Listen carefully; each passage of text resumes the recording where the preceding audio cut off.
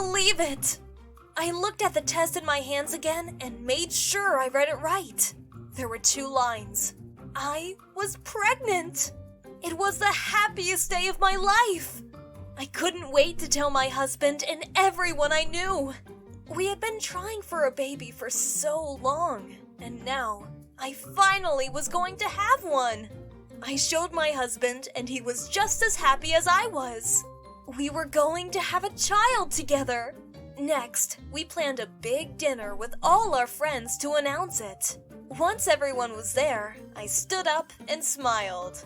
I'm pregnant! I'm going to have a baby! Everyone congratulated us and cheered, asking all sorts of questions and telling me how happy they were for me. But I noticed that one of my friends, Rebecca, wasn't looking very happy. I decided to talk to her. Hey, Rebecca, how are you doing? Oh, hey, Hannah. I just thought that since my husband and I were trying for a baby, I'd be the first one of our friend group to do this sort of thing. Don't worry, I'm sure you'll have a baby soon. Then our kids can be friends!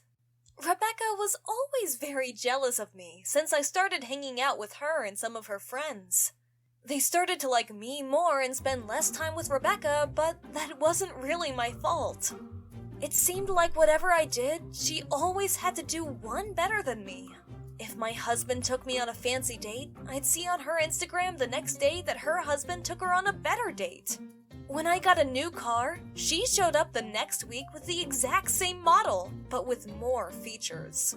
I spent the next few months looking at nursery photos, buying baby clothes and toys, and reading parenting books to prepare myself for when my child came. I was so happy. When I went out with my friends, it was all they could talk about. When the baby was coming, the latest parenting tips they heard, and cute outfits they saw for the baby online.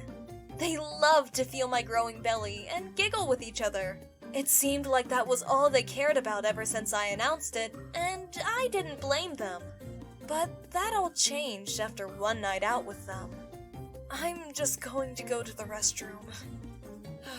I think this meal's not sitting well with me. I went to the restroom and my head was spinning. I thought it might just be a symptom of the pregnancy, but this was really intense. I had to hold onto the sink to support myself, and I felt a weird taste in my mouth. I tried to shout out to my friends, but my voice wasn't working. I was so dizzy and weak I couldn't stand anymore, and fell to the floor. I was worried about my baby, and tried to call out again, but my vision was all fuzzy. Then, I blacked out. When I woke up, I was in an ambulance with my friends around me. I could hear them talking about how they found me unconscious in the bathroom. When she saw I was awake, Rebecca asked me, Hannah, are you okay? You collapsed in the bathroom. It must have been my pregnancy. Something was going horribly wrong. I started to cry a little as we arrived at the hospital. I didn't want to lose my child, but I prepared for the worst.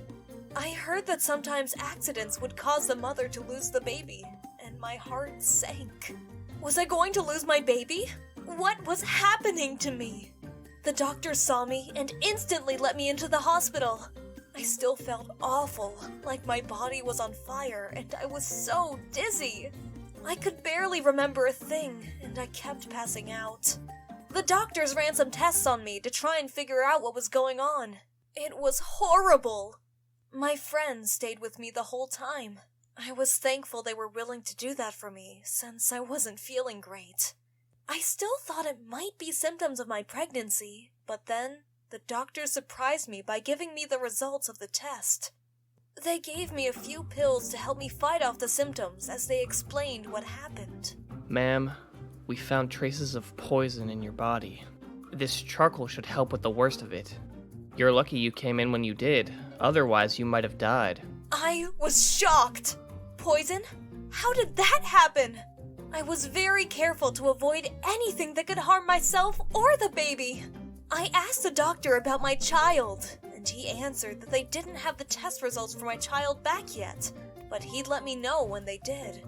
I was very worried about my child, and also concerned about what happened to me as well. I was feeling a little better after the doctor gave me the charcoal pills, but I was still too tired to think, so I decided to wait until morning to figure everything out. Suddenly, I remembered the restaurant we had gone to, and what happened. I told the doctor I knew who poisoned me. The doctor called the police, and they arrived quickly. That's when I told them the story of what happened at the restaurant before I passed out. I asked Rebecca to pass the salt, and she passed me a small pack of salt instead of the shaker. I thought it was weird, but now it makes sense. She snuck something into that package and gave it to me. Sure enough, when the police searched her, they found another pack of salt mixed with the same poison they found in my body. She was screaming at me about how she just wanted my stupid baby gone so she could have her friends back, and my heart dropped. She wanted to kill my child. I let them arrest her as the doctor returned with my results. I waited in suspense as he read them to me. Thankfully, my baby had survived the poison too, thanks to my friends getting me to the hospital quickly. And a few months later, my son was born as a totally healthy baby. Thanks for watching! Like, share, and subscribe!